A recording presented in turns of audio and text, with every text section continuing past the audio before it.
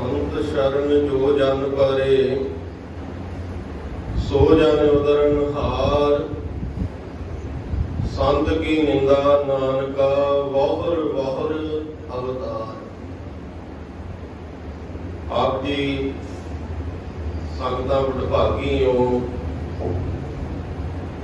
जो आपां बाबा जी वालों दर्शाए हफ्तावारी समागमां दे विच हाज़रियां भर रहे हैं।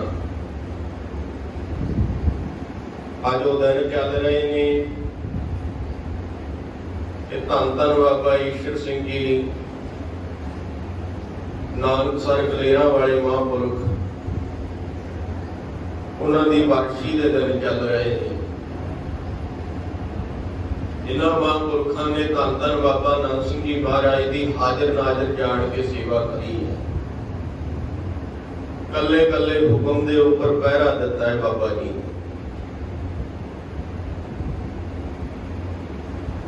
बाबा जी मेरे प्यारे बाबा जी भजन करते होंगे कहते उन्होंने 9 साल सेवा की है तो 9 साल ढूही बिस्तरे ते ला के नहीं देखी। इन्नी प्यार ते भावना दे नाल बाबा जी दे आसन दे दरवाजे अगे खलोते रहते सन। जदों बाबा जी ने आवाज देनी धन धन बाबा नानक सिंह जी महाराज ने भज के जाके खलो जाना, पातशाह मैं हाजिर हाँ। एडियां असीसां लईयां धन धन बाबा नानक सिंह जी महाराज दियां ते फिर बाबा जी ने अपने आसना की सेवा धन धन बाबा ईश्वर सिंह जी महाराज को बख्शी। धन धन बाबा नानक सिंह महाराज ने यह वचन करया होया सी भी अपनी जिंदगी दे विच कदे पक्की ऐट नहीं लाउणी। आउण जाण वालियां संगतां ने बाबा जी कोल बेनती करनी, बाबा जी आपां पूर्णमासी दा दिहाड़ा भी मनाउंदे आ। जिवें हुण धन मेरे प्यारे बाबा जी के दर्शन करने लई कितनियां हज़ारां दी संगतां इकट्ठ हो जाता है, क्योंकि बंदगी वालियां रूहां बिरलियां ही हुंदियां ने। उन्हां समयां दे विच भी धन धन बाबा नानक सिंह महाराज के दर्शन करने वालियां संगतां बहुत दूर दराडे तो आउंदियां सन। हज़ारां दी तादाद दे विच उन्हां जंगलां दे विच इकट्ठ हुंदा सी। जिथे अज नानकसर दी ओह धरती है वो सारा जंगल एरिया सी, दूर दूर तक बियाबान, क्योंकि महापुरुष जिहड़े हुंदे ने वो सिमरन करना है, जिन्हां ने जुड़ना है वो एकांत भालदे ने कि किसी भी तरह की कोई भी मन नूं परेशानी ना होवे। आ जिहड़े अस्थानां ते आप जी बैठे हो ये भी एक तरह के एकांत ही सन। पहला उस समय सड़क भी नहीं बनी सी जिस समय मेरे प्यारे बाबा जी ने इत्थे पुली पा के सेवा सिमरन शुरू किया है। जो 41 दिन के विशेष नितनेम अगे आ रहे ने, बाबा जी कहते जदों किते माइयां ने आ जाना या संगत ने दूर दराडों आ जाना ना, असीं अपना गड़बा चकना ते सूए वाल नूं चले जाना, क्योंकि वड्डियां दी मर्यादा ते पहरा दिता है। इसे तरह ही बाबा नानक सिंह महाराज ने जदों संगतां ने दर्शन करन होना आउणा ते बाबा जी ने स्पैशल तौर ते दर्शन ना देने किसी नूं। जां तां दरबार साहब दे विच सतगुरां दी हजूरी च चौर साहब घरदिआं ने दर्शन देने, क्योंकि बाबा जी दा आसन जिहड़ा हुंदा सी वो बहुत नीवां हुंदा सी। संगत दे नालों रागीआं दे नालों भी नीवें हो के बहिंदे सन बाबा जी। ते जदों किते संगत ने दर्शन करनी ताल करनी फिर रौला पैण लग जाना। सेवादारां ने बेनती करनी बाबा जी संगतां नूं उपर उच्चे थों बैठ के दर्शन दे दिओ, ते फिर बाबा जी ने सतगुरां दी हजूरी दे विच चौर साहब करन लग जाना। बाबा नानक सिंह जी महाराज नूं संगतां ने कहना बाबा जी अपने कोल हज़ारां दी तादाद विच संगतां आउंदियां ने भी आपां भी कोई पक्का स्थान बनाइए संगतां दी सहूलत लई। ते धन धन बाबा नानक सिंह जी महाराज ने कहना भाई मैं प्रण कर चुका अपने जीवन दे विच मैं कदे पक्की अट नहीं लावांगा। ਤੇ ਮੇਰੇ ਆਉਣ ਤੋਂ ਮਗਰੋਂ, ਜਿਹੜਾ ਮੇਰੇ ਜਾਣ ਤੋਂ ਮਗਰੋਂ ਆਵੇਗਾ ਨਾ, ਉਹ ਸੋਨੇ ਦੇ ਮਹਿਲ ਉਸਾਰ ਦੇਵੇਗਾ। ਤੇ ਵੇਖੋ ਫਿਰ ਧੰਨ ਧੰਨ ਬਾਬਾ ਈਸ਼ਰ ਸਿੰਘ ਜੀ ਮਹਾਰਾਜ ਨੇ ਉਸ ਸਮੇਂ ਤਕਰੀਬਨ ਸੰਨ 54 ਦੇ ਵਿੱਚ 1954 ਚ ਸੇਵਾ ਸ਼ੁਰੂ ਕਰੀ ਸੀ ਨਾਨਕਸਰ ਦੀ। ਕਿਉਂਕਿ ਜਦੋਂ ਬਾਬਾ ਜੀ 43 ਦੇ ਵਿੱਚ ਸੱਚਖੰਡ ਚਲੇ ਗਏ ਨੇ, ਧੰਨ ਬਾਬਾ ਨੰਦ ਸਿੰਘ ਜੀ ਮਹਾਰਾਜ, ਤੇ ਫਿਰ ਬਾਬਾ ਜੀ 7 ਸਾਲ ਦੇਹਰਾਦੂਨ ਰਹੇ ਨੇ, ਧੰਨ ਬਾਬਾ ਈਸ਼ਰ ਸਿੰਘ ਜੀ, ਤੇ 3 ਸਾਲ ਝੋਲਣਾ ਦੀ ਧਰਤੀ ਦੇ ਭਾਗ ਲਾਏ ਨੇ ਬਾਬਾ ਜੀ ਨੇ। ਬਾਅਦ ਵਿੱਚ ਜਾ ਕੇ ਬਾਬਾ ਜੀ ਦੇ ਹੁਕਮ ਅਨੁਸਾਰ ਨਾਨਕਸਰ ਦੀ ਸੇਵਾ ਜਦੋਂ ਸੰਭਾਲੀ ਹੈ ਤੇ ਐਸੀ ਸੇਵਾ ਸ਼ੁਰੂ ਕਰੀ, ਅਜਨੀਆਂ ਸੰਗਤਾਂ ਬੈਠੀਆਂ ਨੇ, ਮਿਸਤਰੀਆਂ ਦੇ ਇਕੱਠ ਹੋਏ ਰਹਿੰਦੇ ਸਨ, ਕਿਤੇ ਲੱਕੜ ਵਾਲਾ, ਪੱਥਰ ਵਾਲਾ। 28 ਦਿਨਾਂ ਦੇ ਵਿੱਚ ਜੋ ਨਾਨਕਸਰ ਸਰੋਵਰ ਬਣਿਆ ਹੋਇਆ, 28 ਦਿਨਾਂ ਦੇ ਵਿੱਚ ਸੰਗਤ ਨੇ ਪੁੱਟ ਕੇ 28ਵੇਂ ਦਿਨ ਪੂਰਨਮਾਸ਼ੀ ਵਾਲੇ ਦਿਨ ਧੰਨ ਧੰਨ ਬਾਬਾ ਈਸ਼ਰ ਸਿੰਘ ਜੀ ਨੇ ਉਹਦੇ ਵਿੱਚ ਇਸ਼ਨਾਨ ਕਰ ਲਿਆ ਸੀ। ਘੱਟੋ ਘੱਟ 1 ਕਿੱਲੇ ਦੀ ਵਾਹੀ ਹੈ। ਉਸ ਸਮੇਂ ਤਾਂ ਮਸ਼ੀਨਾਂ ਵੀ ਨਹੀਂ ਹੁੰਦੀਆਂ ਸਨ। ਸੰਗਤਾਂ ਨੇ ਇਹਨੇ ਪਿਆਰ ਤੇ ਉਤਸ਼ਾਹ ਸੀ ਬਾਬਾ ਜੀ ਦੇ ਨਾਲ। ਤੇ ਜਦੋਂ ਕਦੇ ਭਜਨ ਕਰਨੇ ਬਾਬਾ ਜੀ ਨੇ, ਕਿਉਂਕਿ ਉਹਨਾਂ ਨੇ ਸੇਵਾ ਕਰਕੇ ਉਹ ਬਚਨਾਂ ਨੂੰ ਕਮਾਇਆ ਸੀ। ਇੱਕ ਵਾਰ ਬਾਬਾ ਜੀ ਮੰਦਰ ਮੁਹਾਰ ਨਗਰ ਦੇ ਵਿੱਚ ਉੱਥੇ ਗਏ, ਜ਼ਿਮੀਂਦਾਰਾਂ ਦੀ ਸੰਗਤ ਸਾਰੀ ਇਲਾਕਾ ਬੈਠਾ ਹੈ, ਤੇ ਬਾਬਾ ਜੀ ਕਹਿਣ ਲੱਗੇ, ਭਾਈ ਇਹ ਤਾਂ ਬਾਬਾ ਜੀ ਦੇ ਸਾਹਮਣੇ ਕੁਰਸੀ ਤੇ ਬੈਠੇ ਨੇ। ਕਹਿਣ ਲੱਗੇ, ਭਾਈ ਕੀ ਕੰਮ ਕਰਦੇ ਹੋ? ਕਹਿੰਦੇ ਮਹਾਰਾਜ ਖੇਤੀਬਾੜੀ ਕਰਦੇ ਆ। ਧੰਨ ਬਾਬਾ ਈਸ਼ਰ ਸਿੰਘ ਜੀ ਕਹਿਣ ਲੱਗੇ, ਕਹਿੰਦੇ ਭਾਈ ਜੇ ਜ਼ਿਮੀਂਦਾਰ ਸ਼ਾਮ ਨੂੰ ਖੇਤ ਦੇ ਵਿੱਚ ਗੇੜਾ ਮਾਰੇ, ਉਹ ਹਰੀ ਭਰੀ ਫਸਲ ਦੇਖ ਕੇ ਖੁਸ਼ ਹੋਵੇਗਾ ਜਾਂ ਉਜਾੜ ਦੇਖ ਕੇ? ਕਹਿਣ ਲੱਗੇ, ਬਾਬਾ ਜੀ ਉਜਾੜ ਕੌਣ ਚਾਹੁੰਦਾ ਹੈ? ਹਰੀ ਭਰੀ ਫਸਲ ਦੇਖ ਕੇ ਖੁਸ਼ ਹੋਵੇਗਾ ਜ਼ਿਮੀਂਦਾਰ। ਤੇ ਬਾਬਾ ਜੀ ਨੇ ਆਪਣੇ ਲਾੜੇ ਤੇ ਦਾ ਹੱਥ ਫੇਰਿਆ ਤੇ ਕਹਿਣ ਲੱਗੇ, ਤੁਸੀਂ ਵੇਖ ਲਓ ਫਿਰ ਉਜਾੜ ਕਰੀ ਫਿਰਦੇ ਹੋ, ਆਖੋ ਸਤਨਾਮ। ਕਹਿੰਦੇ ਵੇਖੋ ਫਿਰ ਤੁਸੀਂ ਆਪਣੀ ਫਸਲ ਦਾ ਉਜਾੜ ਕਰੀ ਫਿਰਦੇ ਹੋ। ਸਮਝ ਗਏ ਵੀ ਬਾਬਾ ਜੀ ਅੰਮ੍ਰਿਤ ਛਕਣ ਨੂੰ ਕਹਿੰਦੇ ਨੇ। 13 ਸਾਲਾਂ ਦੇ ਵਿੱਚ ਧੰਨ ਧੰਨ ਬਾਬਾ ਈਸ਼ਰ ਸਿੰਘ ਜੀ ਮਹਾਰਾਜ ਨੇ 7.5 ਲੱਖ ਪ੍ਰਾਣੀਆਂ ਨੂੰ ਅੰਮ੍ਰਿਤ ਸੰਚਾਰ ਕਰਵਾਤਾ ਸੀ। ਕਲਗੀਧਰ ਪਾਤਸ਼ਾਹ ਦੇ ਚਰਨਾਂ ਦੇ ਨਾਲ 7.5 ਲੱਖ ਪ੍ਰਾਣੀਆਂ ਨੂੰ, ਉਹਨਾਂ ਸਮਿਆਂ ਦੇ ਵਿੱਚ ਜਦੋਂ ਸਿੱਖੀ ਦਾ ਇੰਨਾ ਪ੍ਰਚਾਰ ਨਹੀਂ ਸੀ। ਅੱਜ ਤਾਂ ਪ੍ਰਚਾਰ ਬਹੁਤ ਹੈ, ਕੌਮ ਕੋਲੇ ਬਹੁਤ ਅਨਮੋਲ ਹੀਰੇ ਨੇ ਜਿਹੜੇ ਕਥਾਕਾਰ ਨੇ, ਪਰ ਬਾਬਾ ਜੀ ਕਹਿੰਦੇ ਆਪਣੇ ਮਨ ਨਹੀਂ ਭੇਜਦੇ, ਕਿਉਂਕਿ ਆਪਾਂ ਸਮਝਦੇ ਨਹੀਂ ਉਹਨਾਂ ਦੀ ਕਦਰ। ਇੱਕ ਵਾਰ ਬਾਬਾ ਜੀ ਨੂੰ ਕਿਸੇ ਨੇ ਬੇਨਤੀ ਕਰੀ, ਬਾਬਾ ਜੀ ਕਰਮ ਵੱਡੇ ਆ ਜਾਂ ਭਗਤੀ ਵੱਡੀ ਹੈ?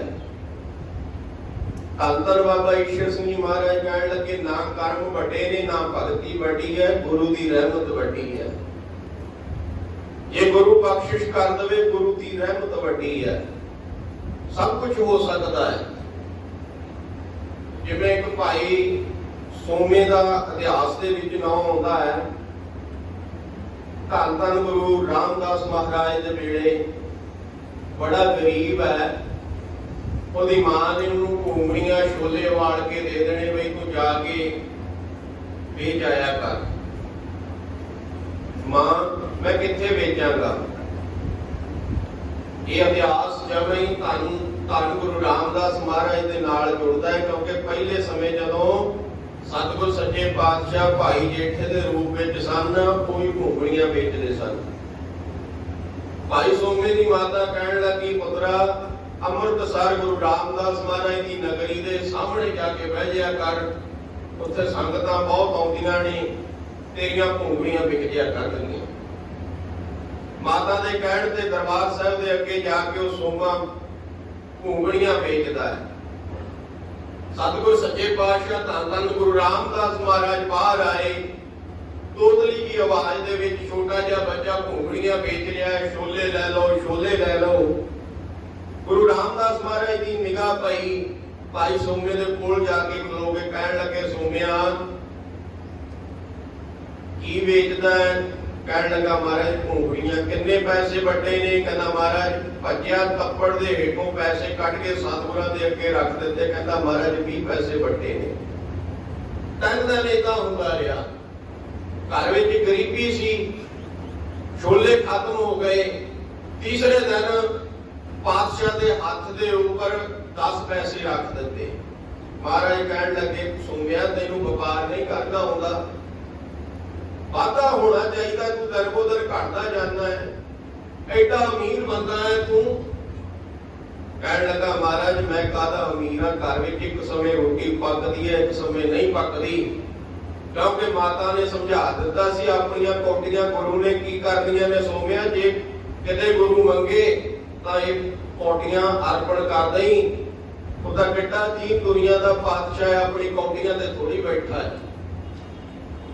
ਆਪਣੀ ਮਾਤਾ ਦੇ ਕਹਿਣ ਤੇ ਭਾਈ ਸੋਮੇ ਨੇ ਉਹ ਕੌਡੀਆਂ ਜਦੋਂ ਸਤਿਗੁਰਾਂ ਦੇ ਅੱਗੇ ਤੀਸਰੇ ਦਿਨ ਵੀ ਅਰਪਣ ਕਰੀਆਂ। ਹੁਣ ਘੁਮਿਆਰ ਜਿਵੇਂ ਭਾਂਡਾ ਬਣਾਉਂਦਾ ਹੈ ਨਾ, ਉਹ ਟਣਕਾ ਕੇ ਵੀ ਦੇਖਦਾ ਹੈ ਵੀ ਵਸਤੂ ਪਾਉਣ ਦੇ ਯੋਗ ਹੈ। ਜੇ ਕਿਸੇ ਮਹਾਂਪੁਰਖ ਦੀ ਸੰਗਤ ਕਰੀਏ, ਇਹ ਨਹੀਂ ਹੈ ਵੀ ਮਹਾਂਪੁਰਖ ਸਾਨੂੰ ਪਿਆਰ ਨਾਲ ਹੀ ਬੁਲਾਵੇ, ਸਾਨੂੰ ਜੀਓ ਆਇਆਂ ਨੂੰ ਕਹੇ। ਜੇ ਮਹਾਂਪੁਰਖਾਂ ਦੀ ਬਖਸ਼ਿਸ਼ ਤਾੜਨਾ ਦੇ ਵਿੱਚ ਵੀ ਹੋ ਸਕਦੀ ਹੈ, ਪਰ ਉਹਨੂੰ ਝੱਲਣ ਵਾਲਾ ਕੋਈ ਹੋਵੇ। ਘੁਮਿਆਰ ਜਦੋਂ ਭਾਂਡਾ ਬਣਾਉਂਦਾ ਹੈ, ਹੇਠਾਂ ਹੱਥ ਵੀ ਦੇ ਕੇ ਰੱਖਦਾ ਹੈ, ਉੱਪਰ ਸੱਟ ਵੀ ਮਾਰਦਾ ਹੈ, ਪਰ ਭਾਂਡੇ ਨੂੰ ਟੁੱਟਣ ਨਹੀਂ ਦਿੰਦਾ। ਜਦੋਂ ਮਹਾਂਪੁਰਖਾਂ ਦੀ ਸੰਗਤ ਵੀ ਇਸੇ ਤਰ੍ਹਾਂ ਹੀ ਹੈ, ਅੰਦਰੋਂ ਐਸਾ ਪ੍ਰੇਮ ਬੰਨ ਲੈਂਦੇ ਨੇ, ਭਾਵੇਂ ਉੱਪਰੋਂ ਜਿੰਨੀ ਮਰਜ਼ੀ ਤਾੜਨਾ ਕਰੀ ਜਾਣ, ਐ ਬੰਦੇ ਨੂੰ ਸਿੱਧਾ ਕਰ ਦਿੰਦੇ ਨੇ। ਪਰ ਸਮਝਣ ਯੋਗ ਹੋਵੇ ਕੋਈ। ਭਾਈ ਸੋਮੇ ਨੂੰ ਜਦੋਂ ਧੰਨ ਗੁਰੂ ਰਾਮਦਾਸ ਮਹਾਰਾਜ ਨੇ ਤਾੜਨਾ ਕੀਤੀ, ਤੈਨੂੰ ਵਪਾਰ ਨਹੀਂ ਕਰਨਾ ਆਉਂਦਾ, ਕਿੰਨਾ ਘਾਟਾ ਪਾ ਲਿਆ ਹੈ। ਕਹਿਣ ਲੱਗਾ ਮਹਾਰਾਜ ਘਰ ਵਿੱਚ ਗਰੀਬੀ ਹੈ, ਜਿਹੜੇ ਛੋਲੇ ਸੀ ਅੱਜ ਉਵਾੜ ਲਿਆਂਦੇ ਨੇ, ਤੁਸੀਂ ਕਹਿੰਦੇ ਹੋ ਅਮੀਰੀ ਹੈ ਮੇਰੇ ਕੋਲ। ਇੱਕ ਸਮੇਂ ਰੋਟੀ ਪੱਕਦੀ ਹੈ, ਦੂਜੇ ਸਮੇਂ ਦਾ ਪਤਾ ਕੋਈ ਨਹੀਂ। ਕਹਿਣ ਲੱਗੇ ਮੈਨੂੰ ਕੱਲ ਨੂੰ ਹੋਰ ਵੱਧ ਪੈਸੇ ਵੱਢ ਕੇ ਦੇਈਂ। ਕਹਿਣ ਲੱਗਿਆ ਪਾਤਸ਼ਾਹੋ ਜੇ ਮੇਰੇ ਕੋਲ 4 ਪੈਸੇ ਹੁੰਦੇ ਨਾ, ਮੈਂ ਤੁਹਾਨੂੰ ਵੱਧ ਪੈਸੇ ਵੱਢ ਕੇ ਦਿੰਦਾ। ਮੇਰੇ ਕੋਲ ਹੈ ਹੀ ਇੰਨਾ ਕੁ ਕੁਛ ਸੀ, ਤਾਂ ਹੀ ਥੋੜੇ ਰਹਿ ਗਏ। ਸਤਿਗੁਰ ਸੱਚੇ ਪਾਤਸ਼ਾਹ ਨੇ ਭਾਈ ਸੋਮੇ ਨੂੰ ਗਲਫੜੀ ਦੇ ਵਿੱਚ ਲੈ ਲਿਆ। ਕਹਿਣ ਲੱਗੇ ਸੋਮਿਆ ਐਦਾਂ ਨਾ ਬੋਲ, ਸੋਮਾ ਸਾਹਾਂ ਦਾ ਸਾਹ ਬੇਪਰਵਾਹ। ਇਹ ਵਚਨ ਧੰਨ ਗੁਰੂ ਰਾਮਦਾਸ ਮਹਾਰਾਜ ਨੇ ਕੀਤਾ ਉਹਦੇ ਸਿਰ ਤੇ ਹੱਥ ਰੱਖ ਕੇ। ਉਹ ਫੜੀ ਲਾਉਣ ਵਾਲਾ ਹੌਲੀ ਹੌਲੀ ਉਹਦਾ ਵਪਾਰ ਵੱਧਦਾ ਗਿਆ, ਦੁਕਾਨ ਬਣ ਗਈ। ਅੱਜ ਵੀ ਸ਼ਾਹਾਂ ਦਾ ਪਰਿਵਾਰ ਅੰਮ੍ਰਿਤਸਰ ਦੀ ਧਰਤੀ ਤੇ ਵੱਸਦਾ ਹੈ। ਸਭ ਤੋਂ ਜ਼ਿਆਦਾ ਅਮੀਰ ਪਰਿਵਾਰ ਹੈ ਧੰਨ ਗੁਰੂ ਰਾਮਦਾਸ ਮਹਾਰਾਜ ਦੀ ਮਿਹਰਾਂ ਦੇ ਨਾਲ। ਇਹ ਮਿਹਰਾਂ ਕੀਤੀਆਂ ਧੰਨ ਗੁਰੂ ਰਾਮਦਾਸ ਮਹਾਰਾਜ ਨੇ। ਇਹ ਬਖਸ਼ਿਸ਼ਾਂ ਅੱਜ ਵੀ ਸਤਿਗੁਰਾਂ ਦੇ ਕੋਲ ਵਰਤਦੀਆਂ ਨੇ। ਕੋਈ ਬ੍ਰਹਮ ਗਿਆਨੀ ਸਤਿਪੁਰਸ਼ ਆਪਾਂ ਨੂੰ ਲੈ ਕੇ ਦੇਣ ਵਾਲਾ ਹੋਣਾ ਚਾਹੀਦਾ, ਬਾਬਾ ਜੀ ਵਰਗਾ। ਅਲੀਗੜ੍ਹ ਤੋਂ ਭਾਈ ਪਾਲਾ ਸਿੰਘ ਬੜੇ ਪਿਆਰੇ ਬਾਬਾ ਜੀ ਦੇ ਬਹੁਤ ਸਮੇਂ ਤੋਂ, ਪੁਰਾਣੇ ਸਮੇਂ ਤੋਂ ਸੇਵਾਦਾਰ ਨੇ। ਜਦੋਂ ਬਾਬਾ ਜੀ ਦੇ ਕੋਲੇ ਆਉਣਾ, ਬਹੁਤ ਸੇਵਾ ਕਰਨੀ ਹੈ ਇੱਥੇ। ਤੇ ਬਾਬਾ ਜੀ ਨੇ ਆਪ ਪ੍ਰਸ਼ਾਦਾ ਤਿਆਰ ਕਰਨਾ, ਕਹਿਣਾ ਪਾਲਿਆ ਪ੍ਰਸ਼ਾਦਾ ਛਕ ਲੈ। ਤੇ ਉਹਨਾਂ ਨੇ ਬਾਬਾ ਜੀ ਨੇ ਵਚਨ ਤਾਂ ਮੰਨ ਲੈਣਾ, ਪਰ ਉਹ ਪ੍ਰਸ਼ਾਦਾ ਸੰਗਤ ਨੂੰ ਵਰਤਾ ਦੇਣਾ। ਇੱਕ ਸਮੇਂ ਬਾਬਾ ਜੀ ਦੇ ਨਾਲ, ਕਿਉਂਕਿ ਜਿੰਨਾ ਸਮਾਂ ਧੰਨ ਧੰਨ ਸ਼੍ਰੀ ਹਜ਼ੂਰ ਬਾਬਾ ਜੀ ਬਾਬਾ ਮੀਹਰ ਸਿੰਘ ਜੀ ਮਹਾਰਾਜ ਸਰੀਰ ਕਰਕੇ ਰਹੇ ਨੇ, ਧੰਨ ਮੇਰੇ ਪਿਆਰੇ ਬਾਬਾ ਜੀ ਨੇ ਇਹਨਾਂ ਸਥਾਨਾਂ ਤੇ ਕੋਈ ਸਮਾਗਮ ਨਹੀਂ ਕਰਿਆ। ਧੰਨ ਧੰਨ ਸ਼੍ਰੀ ਹਜ਼ੂਰ ਬਾਬਾ ਜੀ ਬਾਬਾ ਮੀਹਰ ਸਿੰਘ ਜੀ ਮਹਾਰਾਜ ਭਜਨ ਕਰਿਆ ਕਰਦੇ ਸਨ ਬਾਬਾ ਜੀ ਲਈ ਕਿ ਤੁਸੀਂ ਇੱਥੇ ਆਉਂਦੇ ਹੋ, ਤੁਸੀਂ ਪੂਰਨਮਾਸ਼ੀ ਮਨਾਇਆ ਕਰੋ। ਧੰਨ ਮੇਰੇ ਪਿਆਰੇ ਬਾਬਾ ਜੀ ਨੇ ਭਜਨ ਤਾਂ 7 ਵਜਨ ਕਰ ਦੇਣਾ, ਪਰ ਜਿੰਨਾ ਸਮਾਂ ਬਾਬਾ ਜੀ ਸਰੀਰ ਕਰਕੇ ਰਹੇ ਨੇ ਸਿਆੜ ਵਾਲੇ, ਬਾਬਾ ਜੀ ਨੇ ਕੋਈ ਸਮਾਗਮ ਨਹੀਂ ਕਰਿਆ। ਕਿਉਂਕਿ ਜਿੱਥੇ ਵੀ ਬਾਬਾ ਜੀ ਦਾ ਦੀਵਾਨ ਹੁੰਦਾ ਸੀ ਜਾਂ ਪੂਰਨਮਾਸ਼ੀ ਹੁੰਦੀ ਸੀ, ਧੰਨ ਮੇਰੇ ਪਿਆਰੇ ਬਾਬਾ ਜੀ ਉੱਥੇ ਤੁਰ ਕੇ ਜਾਂਦੇ ਹੁੰਦੇ ਸਨ।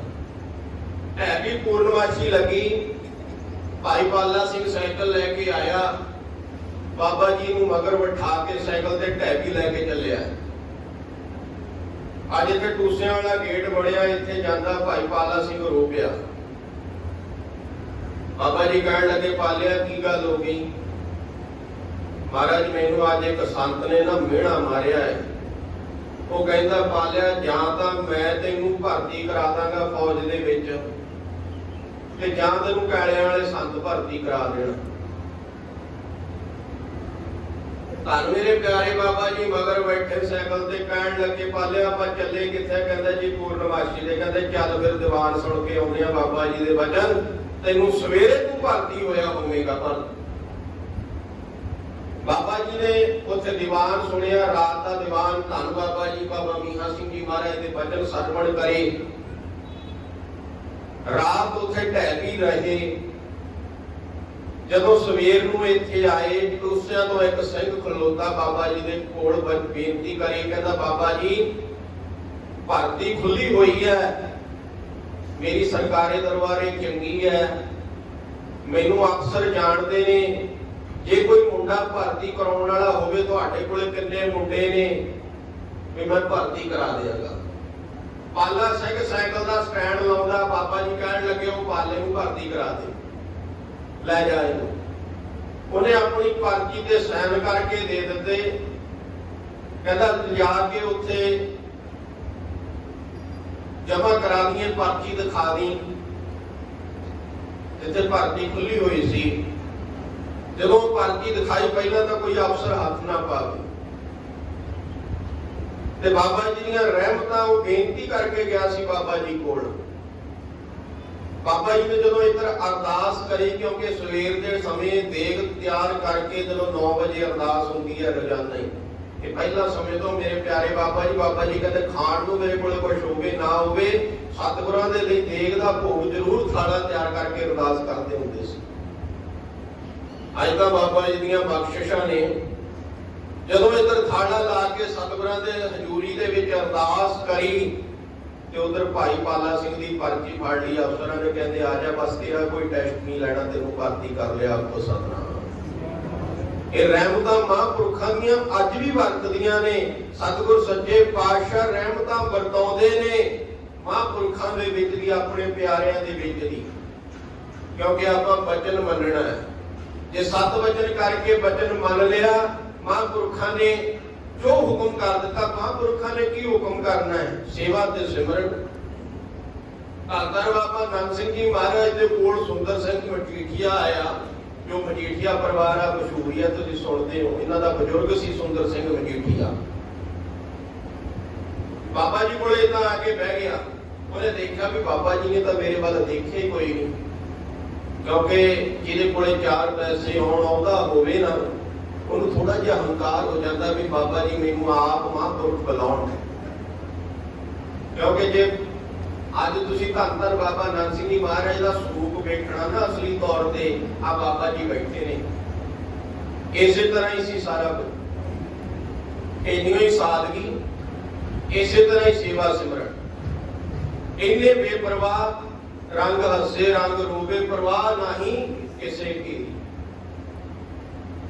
ਸੱਚੇ ਨਾਮ ਤੋਂ ਬਿਨਾਂ ਪਰਵਾਹ ਹੀ ਨਹੀਂ ਹੈ ਕਾਸੇ ਦੀ। ਕਿੱਡੇ ਕਿੱਡੇ ਵੱਡੇ ਅਫਸਰ ਆ ਕੇ ਬੈਠੇ ਰਹਿਣ, ਕੋਈ ਪਰਵਾਹ ਨਹੀਂ ਹੈ।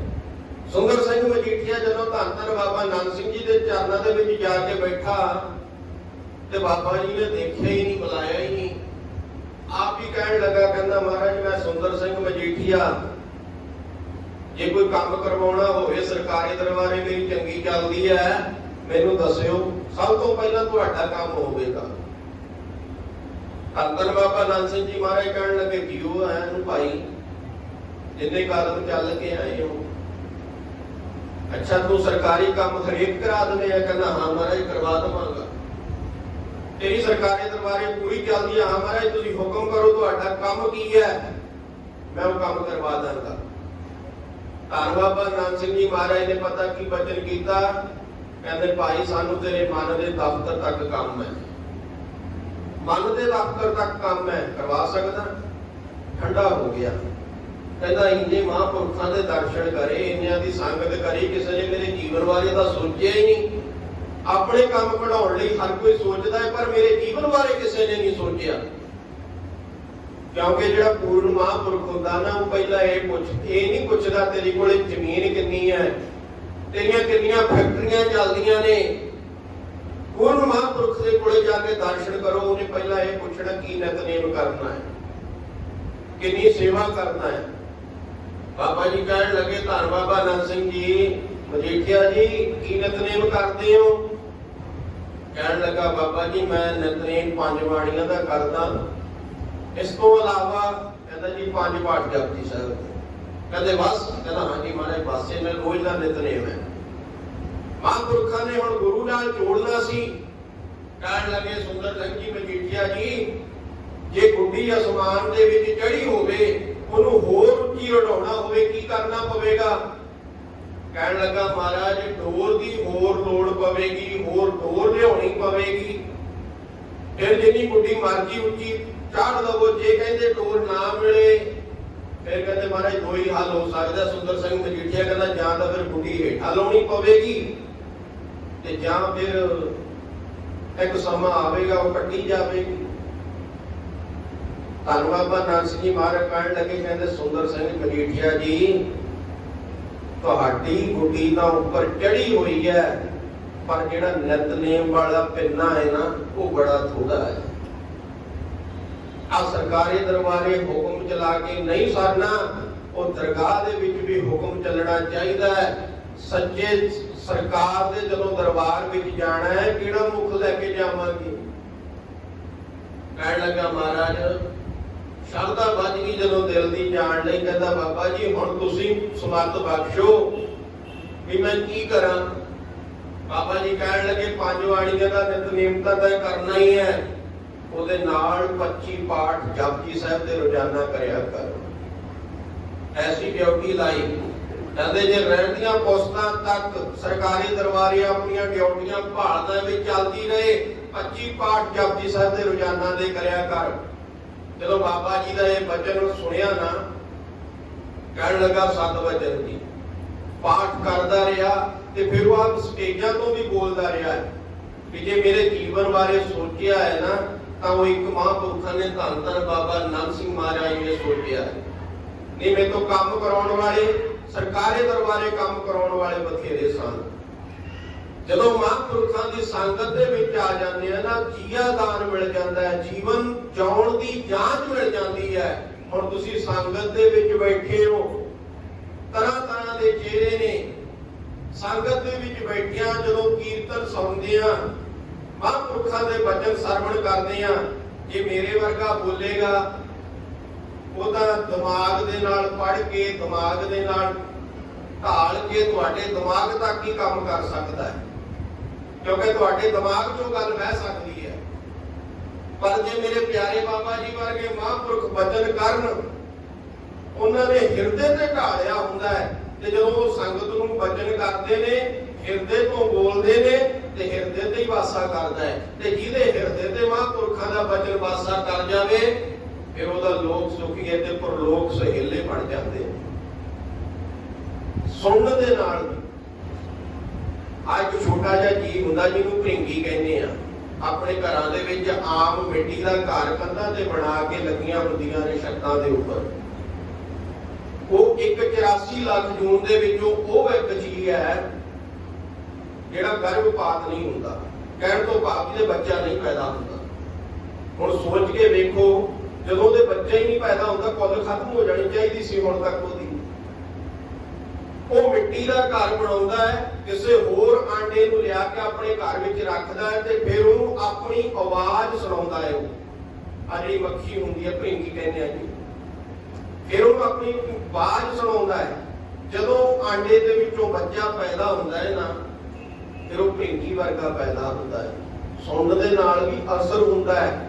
ਜੇ ਗੁਰਬਾਣੀ ਸੁਣਾਂਗੇ, ਸਤਿਗੁਰਾਂ ਦੇ ਬਚਨ ਸੁਣਾਂਗੇ, ਮਹਾਂਪੁਰਖਾਂ ਦੇ ਬਚਨ ਸੁਣਾਂਗੇ, ਸਤਿਗੁਰਾਂ ਦੇ ਦਰਸ਼ਨ ਦਿਦਾਰੇ ਹੋਣਗੇ, ਫਿਰ ਆਪਣੇ ਜੀਵਨ ਤੇ ਵੀ ਭਾਈ ਅਸਰ ਹੋਵੇਗਾ। ਇਹ ਮਹਾਂਪੁਰਖਾਂ ਵੱਲੋਂ ਜਿਹੜੇ ਉਪਰਾਲੇ ਕਰੇ ਜਾਂਦੇ ਨੇ ਸੰਗਤ ਲਈ, ਸੇਵਾ ਸਿਮਰਨ ਕਰਾਉਣ ਲਈ, ਇਹ ਆਪਣੇ ਜੀਵਨ ਨੂੰ ਬਣਾਉਣ ਲਈ ਨੇ। ਕਿ ਕਿਸੇ ਦੇ ਹਿਰਦੇ ਤੇ ਵਾਸਾ ਹੋ ਜਾਵੇ, ਕੋਈ ਕਲਗੀਧਰ ਪਾਤਸ਼ਾਹ ਦੀ ਬਖਸ਼ਿਸ਼ ਲੈ ਕੇ ਗੁਰੂ ਵਾਲਾ ਬਣ ਕੇ ਆਪਣੇ ਲੋਕ ਸੁਖੀਏ ਤੇ ਪਰਲੋਕ ਸਹੇਲੇ ਬਣਾ ਲਵੇ। ਵੱਡੇ ਭਾਗ ਨੇ ਸੰਗਤਾਂ ਦੇ ਜੋ ਆਪ ਜੀ ਹਰੇਕ ਐਤਵਾਰ ਹਾਜ਼ਰੀਆਂ ਲਗਾਉਂਦੇ ਹੋ, ਸਤਿਗੁਰਾਂ ਦੀ ਹਜ਼ੂਰੀ 'ਚ ਬਹਿ ਕੇ ਆਨੰਦ ਮਾਣ ਰਹੇ ਹੋ। ਇਸੇ ਤਰ੍ਹਾਂ ਸਤਿਗੁਰ ਸੱਚੇ ਪਾਤਸ਼ਾਹ ਮੇਰਾ ਕਰਨ ਆਪਾਂ ਨੂੰ ਸਾਰਿਆਂ ਨੂੰ ਸੇਵਾ ਸਿਮਰਨ ਕਰਨ ਦੀ ਸਮਰੱਥ ਬਖਸ਼ਣ। ਆਓ ਹੁਣ ਇੱਕ ਧਾਰਨਾ ਪੜ੍ਹ ਕੇ ਫਿਰ ਆਪਾਂ ਆਨੰਦ ਸਾਹਿਬ ਦਾ ਜਾਪ ਮਹਾਂਪੁਰਖ ਬਖਸ਼ਿਸ਼ਾਂ ਕਰਨ, ਰਹਿਮਤਾਂ ਵਰਤਾਉਣ।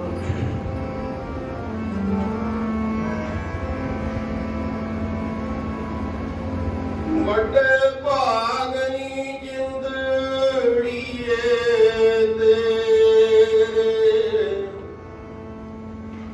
ਸੰਗ ਹੋਇਆ ਸਾਧੂਆਂ ਦਾ। ਵੱਡੇ ਭਾਗਨੀ ਜਿੰਦੜੀਏ ਤੇ ਸੰਗ ਹੋਇਆ ਸਾਧੂਆਂ ਦਾ।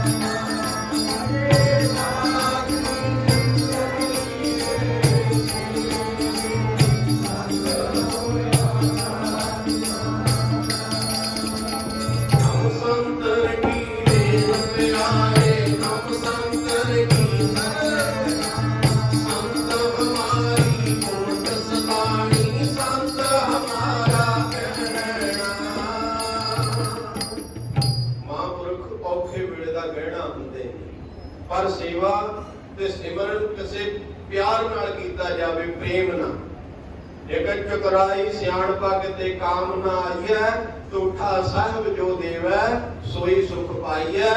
चतुराई ते सियाणप नूं छड्ड के, अपनी जात का अपमान छड्ड के निमरता दे विच सेवा कीती जावे।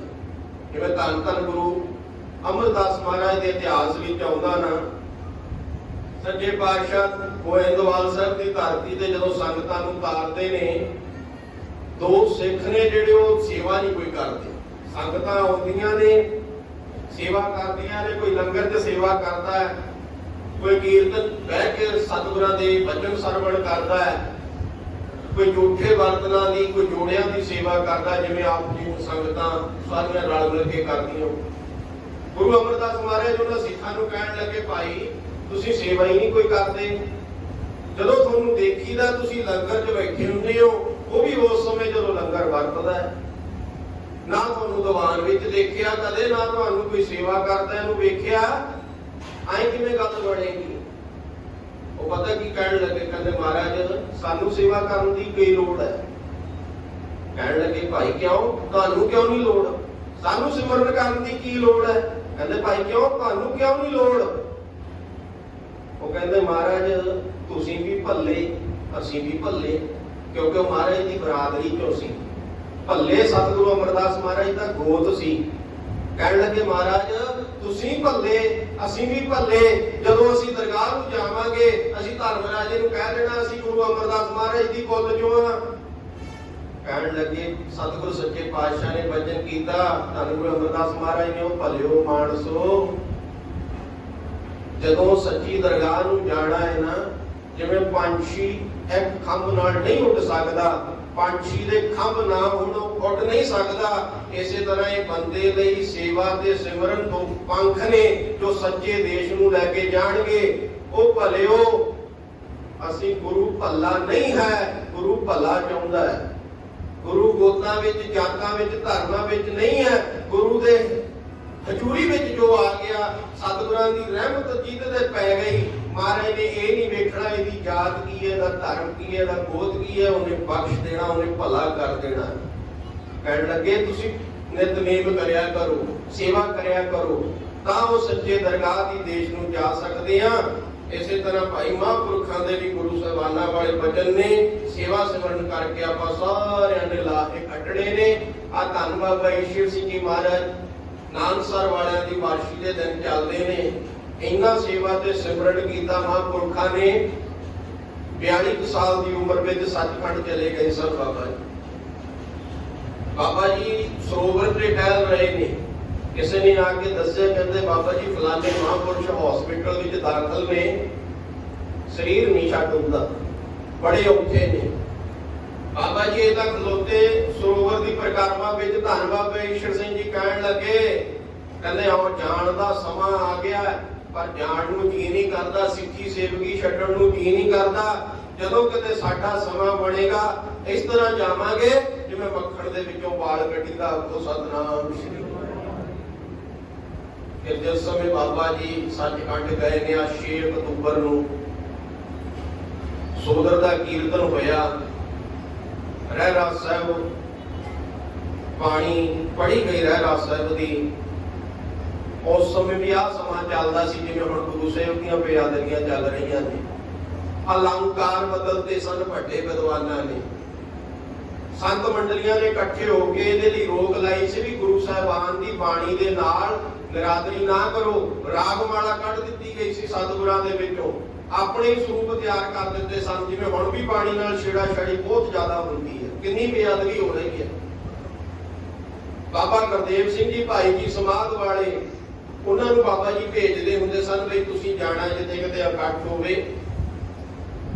ਜਦੋਂ ਬਾਬਾ ਗੁਰਦੇਵ ਸਿੰਘ ਜੀ ਨੇ ਆ ਕੇ ਦੱਸਿਆ, ਕਹਿਣ ਲੱਗੇ ਬਾਬਾ ਈਸ਼ਰ ਸਿੰਘ ਜੀ ਮਹਾਰਾਜ ਵੀ ਗੁਰਦੇਵ ਸਿੰਘ ਕੀ ਗੱਲ ਕੀ ਬਣਿਆ? ਅੱਜ ਸੰਤ ਮੰਡਲੀ ਇਕੱਠੀ ਹੋਈ ਸੀ।